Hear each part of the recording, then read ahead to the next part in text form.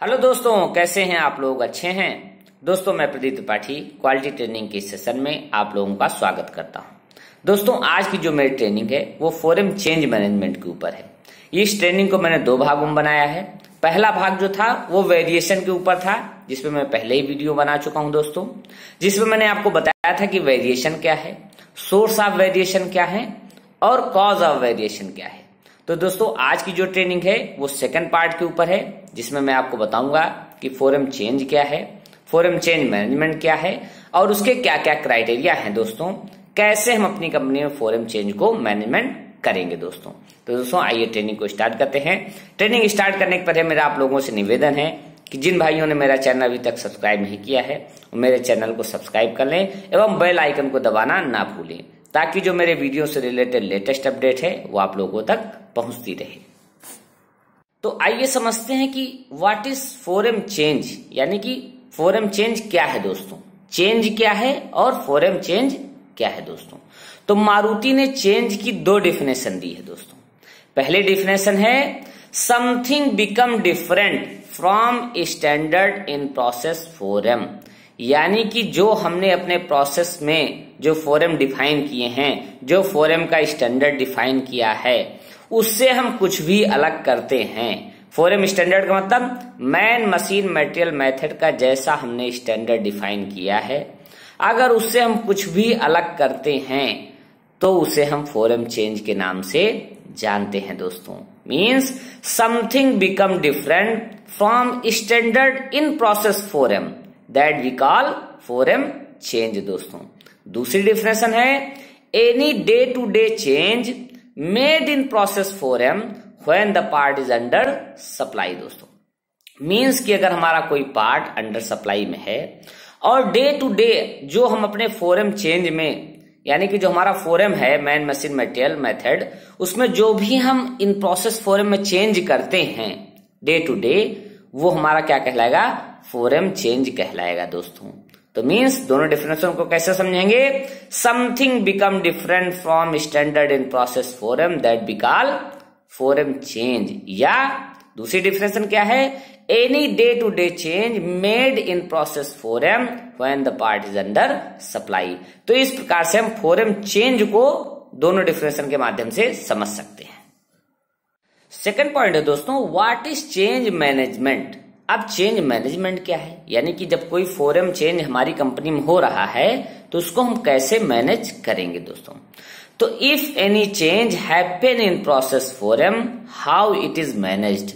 मारुति क्या कहती है कि अगर आपके प्रोसेस में कोई फोरम चेंज होता है तो आप उसको कैसे मैनेज करोगे, इसी को हम चेंज मैनेजमेंट के नाम से जानते हैं।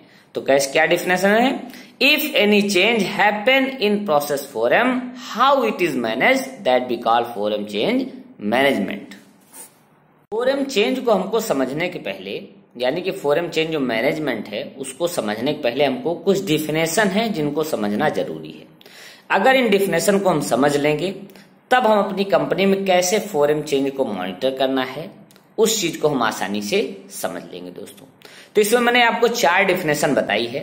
पहली डिफिनेशन है प्लान चेंज, दूसरी डिफिनेशन है अनप्लान चेंज, तीसरी डिफिनेशन है एबनॉर्मल सिचुएशन और चौथी डिफिनेशन है रेट्रोएट टू चेक। तो आइए इनको हम डिटेल से समझते हैं कि प्लान चेंजेस क्या है, अनप्लान चेंजेस क्या है। तो प्लान चेंज की क्या डिफिनेशन है दोस्तों? Any pre defined changes on the shop floor are called planned और एक्सपेक्टेड चेंजेस, यानी कि ऐसे कोई भी चेंज जो प्री डिफाइन हो, पहले ही हमको पता हो कि इस प्रकार का चेंज आएगा, उसे हम प्लान चेंज के नाम से जानते हैं। जैसे एग्जाम्पल के थ्रू हम समझते हैं प्रिवेंटिव मेंटेनेंस ऑफ मशीन। हमें पता होता है कि हमें मशीन का प्रिवेंटिव मेंटेनेंस कब करना है, क्यों? क्योंकि हम उसका पहले प्लान बनाए रहते हैं। दूसरा है इसी में ही example operator on leave with information. अगर कोई ऑपरेटर कल छुट्टी पर रहेगा और हमको पहले ही बता देता है कि सर हम उसको छुट्टी पर रहेंगे, तो इस प्रकार का जो चेंज होगा उसे हम प्लान चेंजेस कहते हैं दोस्तों। सेकंड पॉइंट है अनप्लान चेंज। अब आइए अनप्लान चेंज को समझते हैं। Any sudden change are called unplanned और अनएक्सपेक्टेड चेंजेस। अगर हमारी कंपनी में कोई without any information sudden change हो जाता है तो उसे हम अनप्लान्ड या अनएक्सपेक्टेड चेंजेस कहते हैं दोस्तों। एग्जाम्पल, मशीन ब्रेकडाउन, जैसे कोई मशीन हमारी चल रही है, अचानक से ब्रेकडाउन आ गया तो उसको हम क्या बोलेंगे? अनप्लान्ड चेंज बोलेंगे। ऑपरेटर का एक्सीडेंट हो जाता है, ऑपरेटर काम कर रहा था, काम करते करते एक्सीडेंट हो गया, हमें प्री डिफाइंड नहीं था, यानी कि हमको पता ही नहीं था कि ऐसा हो सकता है, सडन चेंज हो गया तो उसे हम अनप्लान्ड के नाम से जानते हैं दोस्तों। नेक्स्ट डेफिनेशन है एबनॉर्मल सिचुएशन। लोग मोस्टली ना अनप्लान्ड चेंज और एबनॉर्मल सिचुएशन में कंफ्यूज हो जाते हैं, तो मैं आज आपको डेफिनेशन के माध्यम से दोनों क्लियर कर देता हूं। अनप्लान्ड चेंज क्या था? Any sudden changes happen. Abnormal situation क्या है? Any situation which is not as per standard और normal condition is called abnormal situation. ऐसी कोई भी सिचुएशन जो स्टैंडर्ड के हिसाब से ना हो, यानी कि जब हम स्टैंडर्ड से डिफर हो जाते हैं तो जो हमारी सिचुएशन बनती है उसको एबनॉर्मल सिचुएशन कहते हैं दोस्तों। मींस कि हमने कोई फोरम का स्टैंडर्ड डिफाइन किया है, यानी कि इस लेवल का बंदा, इसके लेवल 2 का ही बंदा मशीन चला सकता है और उसमें हम स्टैंडर्ड के हिसाब से नहीं चला रहे हैं, लेवल 1 का बंदा हमारा मशीन चला रहा है, तो ऐसी सिचुएशन को हम एबनॉर्मल सिचुएशन कहते हैं दोस्तों। आगे मैं डिटेल में भी आपको इसको समझाऊंगा। नेक्स्ट पॉइंट है रेट्रोएक्टिव चेक, यानी कि जब कोई एबनॉर्मल सिचुएशन या अनप्लान्ड चेंजेस होते हैं तो हम एक इंस्पेक्शन करते हैं जिसे हम रेट्रोएक्टिव चेक कहते हैं। तो आइए डेफिनेशन के माध्यम से इसको समझते हैं। It is the inspection of component produce before any forum change oblique abnormal condition up to last quality check, यानी कि जो हमारा लास्ट क्वालिटी चेक था और जब तक हमारा फोरम जब आया उसके बीच जितने भी पार्ट बने हैं उन पार्टों का हम इंस्पेक्शन करते हैं। एग्जाम्पल के माध्यम से समझते हैं। सपोज हमने 9 बजे सेटअप अप्रूवल किया और दूसरा टाइम हमारा क्या था? 11 बजे सेटअप अप्रूवल का है, यानी कि हम हर 2 घंटे पे पार्ट को चेक करते हैं। बट प्रॉब्लम हमारी 10:30 बजे आ गई, 10:30 पे हमारी प्रॉब्लम आ गई, तो जो 9 AM से और 10:30 के बीच जितने भी पार्ट बने हैं उन सबको हम चेक करेंगे। इसी को हम रेट्रोएक्टिव इंस्पेक्शन कहते हैं। और कैसे चेक करेंगे? जो भी पार्ट हमारे 9 से 10:30 के बीच में बने हैं उनका 100% विजुअल इंस्पेक्शन करेंगे और 5 पीस उसमें से हम उठाएंगे और उसका डायमेंशनल इंस्पेक्शन कर लेंगे। तो इस प्रकार से हम रेट्रोएक्टिव इंस्पेक्शन को या रेट्रोएक्टिव चेक को समझ सकते हैं दोस्तों। अब दोस्तों एक पीएफडी के माध्यम से मैं आपको फोरम चेंज को समझाने की कोशिश करता हूं कि अगर किसी कंपनी में कोई फोरम चेंज होता है तो किन किन कंडीशनों में हो सकता है? 3 कंडीशन हो सकती हैं। प्लान्ड चेंज है, अनप्लान्ड चेंज है या एबनॉर्मल सिचुएशन है। तो ऐसे चेंजेस जब होंगे तो हम उन पे क्या एक्शन लेंगे, आइए उसको हम एक पीएफडी के माध्यम से समझते हैं।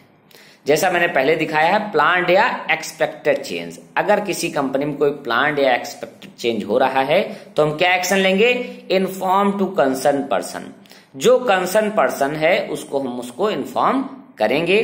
फिर क्वालिटी का क्या बंदा क्या एक्शन लेगा? जब हमने उसको इन्फॉर्म कर दिया तो फिर उसका सेटअप अप्रूवल होगा और प्रोडक्शन स्टार्ट होगा दोस्तों। यानी कि कोई प्लान चेंज है तो हम कंसर्न पर्सन को इन्फॉर्म करेंगे, इन्फॉर्म करने के बाद उसका हम सेटअप अप्रूवल करेंगे और प्रोडक्शन को स्टार्ट कर देंगे। दूसरी कंडीशन आती है अनप्लान्ड चेंज या अनएक्सपेक्टेड चेंज। इसमें हम क्या करेंगे? सेम कंसर्न पर्सन को इन्फॉर्म करेंगे, सेटअप अप्रूवल करेंगे, स्टार्ट ऑफ प्रोडक्शन करेंगे। अगर हमको नीड है, डिफाइन है, तो हम रेट्रोएक्टिव चेक करेंगे।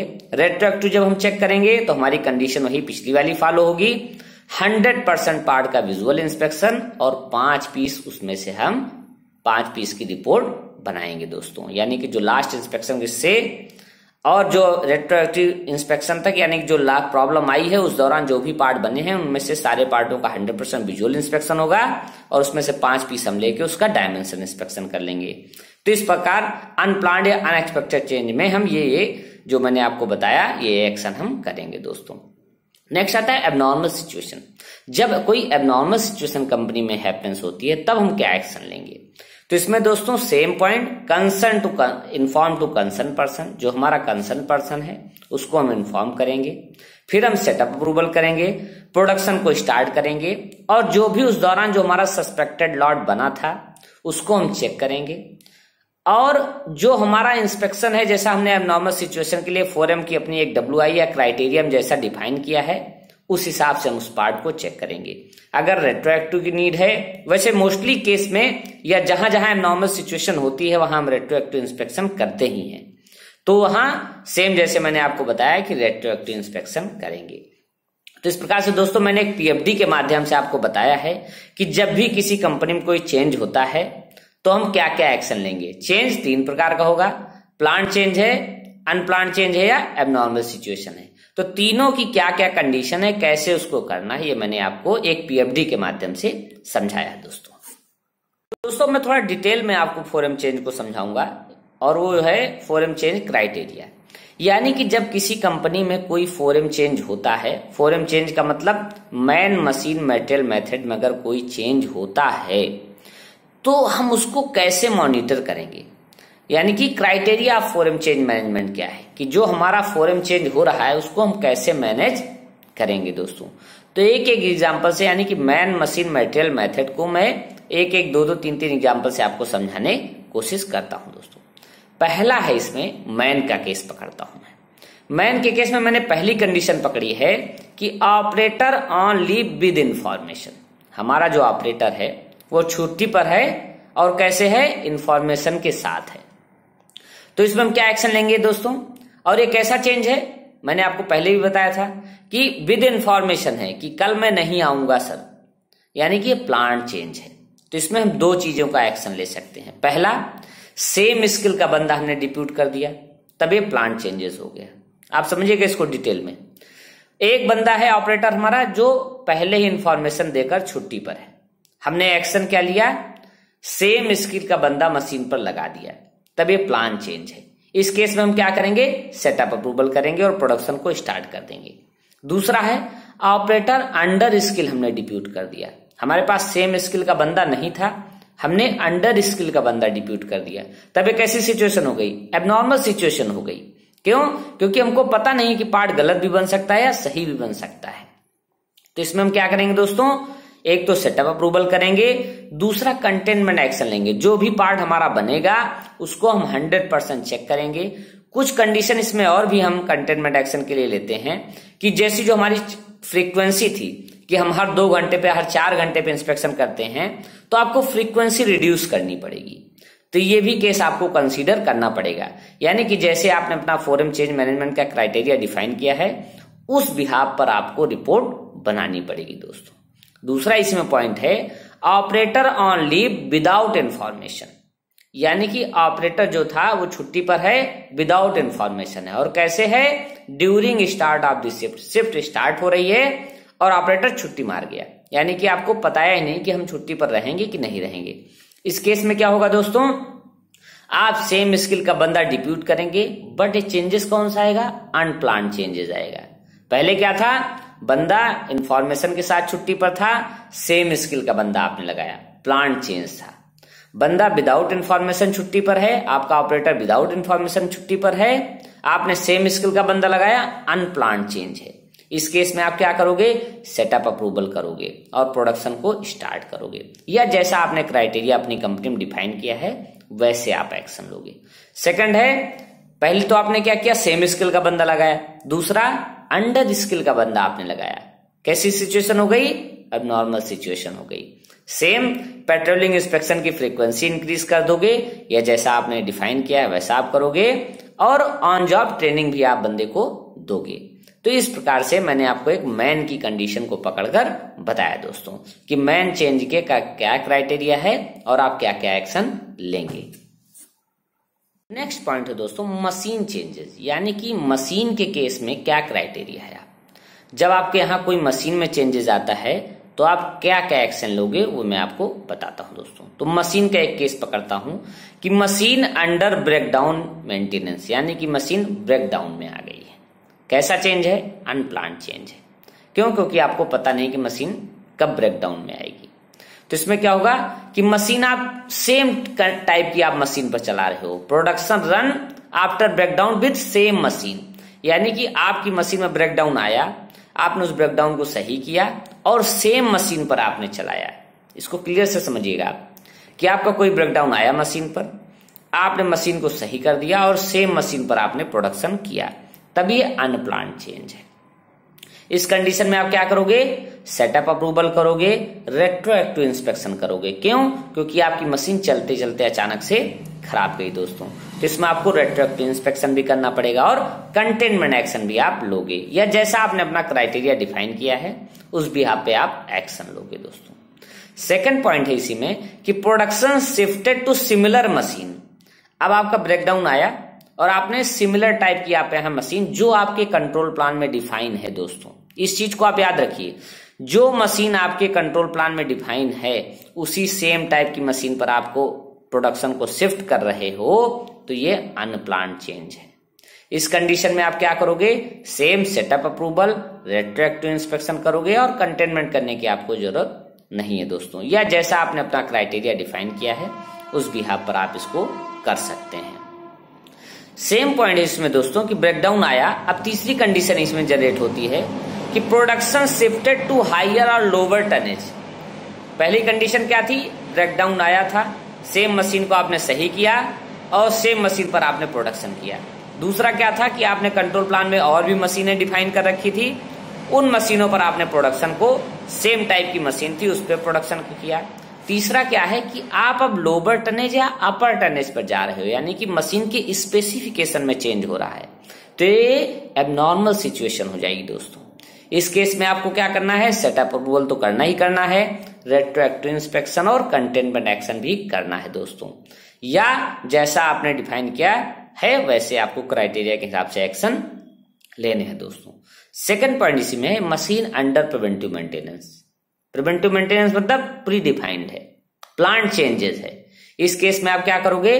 Production run after PM, machine का पीएम हो जाएगा, उसके बाद आप मशीन पे प्रोडक्शन को स्टार्ट करोगे। इसमें आपको क्या एक्शन लेना है? सेटअप अप्रूवल, या जैसा आप अपने क्राइटेरिया में डिफाइन किया दोस्तों। तो इस प्रकार से मैंने मशीन के बारे में भी आपको बताया और मैन के बारे में बताया। आगे हम समझते हैं मटेरियल और मेथड के बारे में दोस्तों।